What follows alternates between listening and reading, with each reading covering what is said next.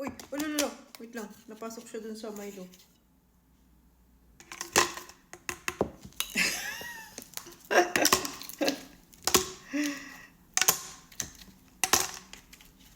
Ayan. Tapos, lagyan natin siya ng Milo. Kasi i-blend natin siya. Tapos, lagyan natin siya ng gatas.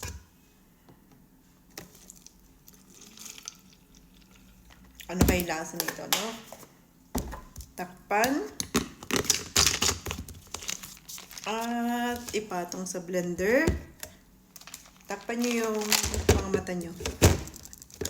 Takpan nyo yung tenga nyo, maano to, maingay. Oh, hindi pa siya nakaano masyado.